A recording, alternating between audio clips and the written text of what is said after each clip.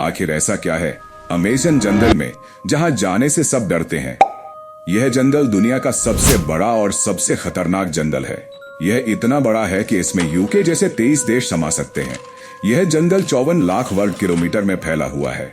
Amazon जंगल जितना विशाल है उतना ही खतरनाक और डरावना भी है, क्योंकि यहाँ दुनिया का सबसे खतरनाक सांप ग्रीन एनाकोंडा पाया जाता है। यहाँ ऐसे अजीब और अनोखे जीव पाए जाते हैं जिनके बारे में आप सोच भी नहीं सकते। ऐसी और रोमांचक वीडियो देखने के लिए हमारे चैनल को फॉलो करें।